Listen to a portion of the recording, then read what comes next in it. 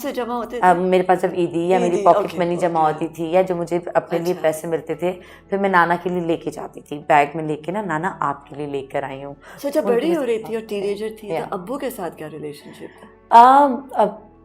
अब जब डिसाइड हो गया था मैं कि बता सारे दूं, बच्चे अम्मी के पास रहेंगे, सब अलग हो गए। तो बहुत साल तक मैंने अपने फादर को नहीं देखा। अगर मैंने अपने फादर की पिक्चर्स ना देखी होती तो मुझे अपने फादर याद ना होते कि वो कैसे दिखते हैं। मुझे धुंधला सा, वही मैं कह रही हूँ कि मुझे अपना बचपन बड़ा धुंधला सा याद है, तो मैं बहुत धुंधला सा मुझे याद होता, लेकिन मैंने पिक्चर्स देखी हुई थी तो मुझे याद थे।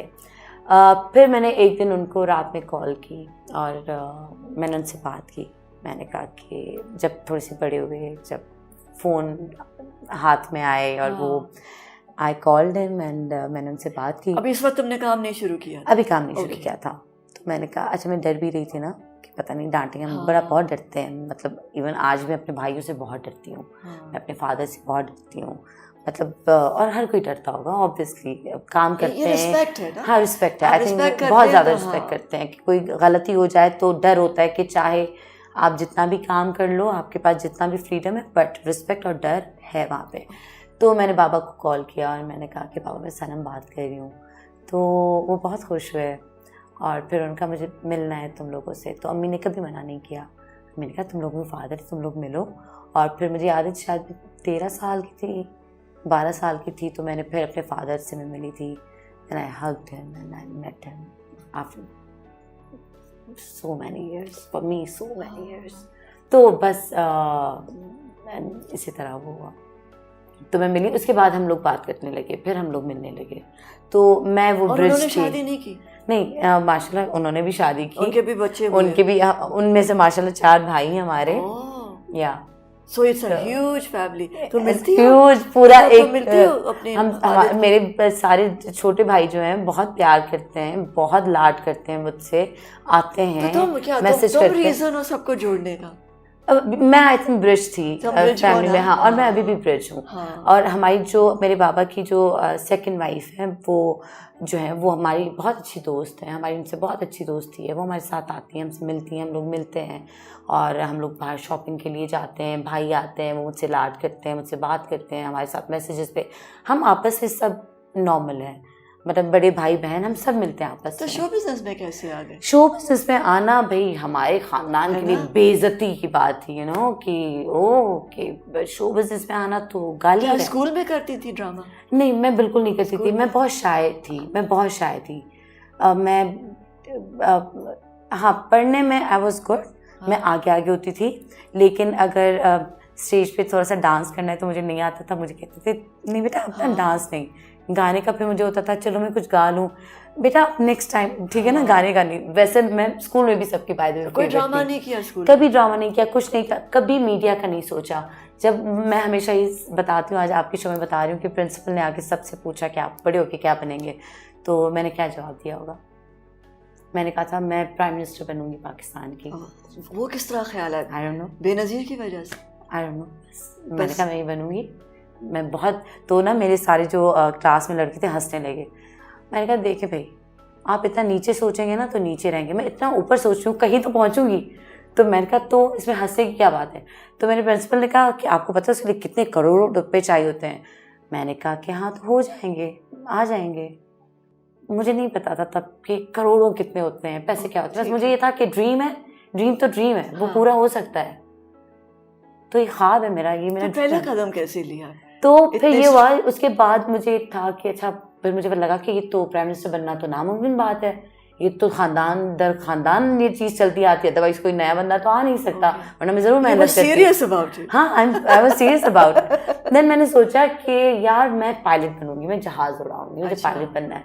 फिर मुझे किसी ने आते जाते किसी ने कहा कि जी आपको सांस की तकलीफ है, तुम कभी पायलट नहीं बन सकती क्योंकि मेडिकली तुम्हारा वो। तो मैंने अपना वो ड्रीम छोड़ दिया। मैंने कहा अच्छा मैं पायलट भी नहीं बन सकती, लेकिन मैंने कहा मैं कोई ऐसी नौकरी नहीं करूँगी जिसमें 9 से 5 बजे बैंक वाली जॉब, ये मैंने नहीं करना। कुछ और करना है। क्या करना है मैंने नहीं सोचा। फिर उसके बाद मैंने नहीं सोचा मैंने क्या करना है। और तो फिर मैं डॉक्टर बनना, इंजीनियर नहीं, मुझे नहीं था शौक। मैं डॉक्टर तो बिल्कुल भी शौक नहीं था, बनना नहीं बिल्कुल भी नहीं। और डॉक्टर बनना तो बिल्कुल भी शौक नहीं था। मैं आज तक भी किसी कॉकरोच को मार नहीं सकती, तो मैं किसी का ऑपरेशन कैसे करूँगी? तो मुझे ये होता था कि मैं वो मेंढक को काट के उसके वो प्रैक्टिकल्स होते हैं, पता नहीं क्या होता है, कि मैं कैसे करूँगी, आई कांट डू दैट। तो मैंने हमेशा कंप्यूटर साइंस लिया ही लिया, मतलब मुझे इन चीज़ों को हाथ ही नहीं लगाना।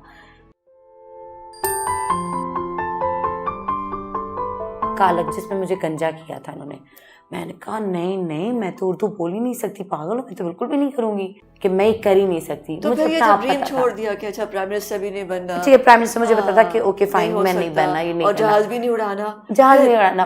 फिर मैं थी 14 साल की, तो मैं सबरीन ने होस्टिंग शुरू कर दी थी। सबरीन एक सिंधी चैनल, तो मैं जाके उसके साथ ऑडियंस में बैठती थी, मैं ऑडियंस में बैठती थी, तालियां बजाती थी।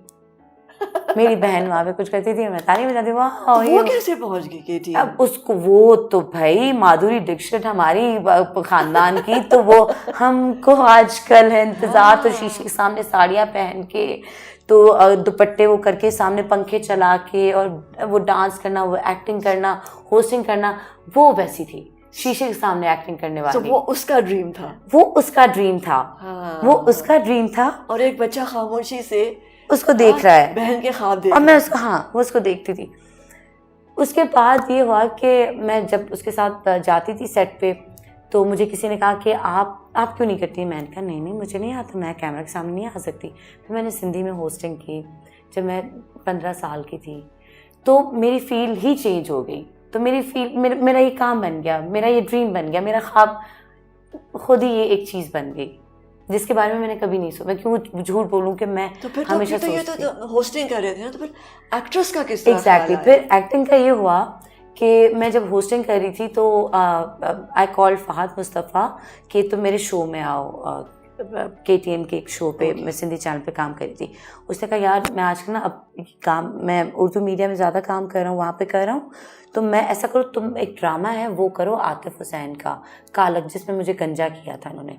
मैंने कहा नहीं नहीं, मैं तो उर्दू बोल ही नहीं सकती, पागल हो, मैं तो बिल्कुल भी नहीं करूँगी, मैं नहीं कर सकती ड्रामा, मैंने नहीं करना।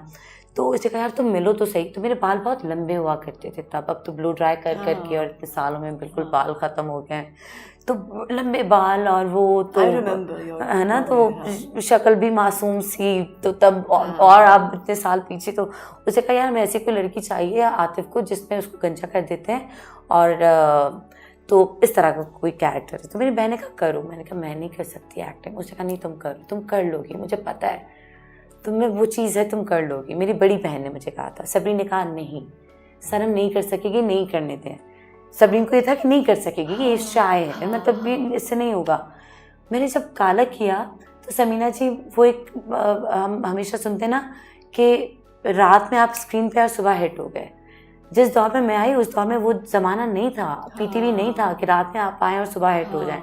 बट ट्रस्ट मी, मेरी वो छोटी सी जो शॉर्ट फिल्म थी कालक, या टेली प्ले था, छोटा प्ले था, वो मैंने रात को किया, एंड मुझे रात में कॉल सबरीन को कि सबरीन ये तुम्हारी बहन है, क्योंकि उसमें मैं गंजी भी हुई। तो मैंने बहुत एफर्ट करके कि यार मुझे पूरी एक्टिंग करनी है, मुझे अपना बेस्ट देना है। तो वो फिर मैंने छोड़ दिया बीच में। फिर मैंने कहा कि नहीं, मुझे एक्टिंग नहीं करनी, मेरे लिए मुश्किल है।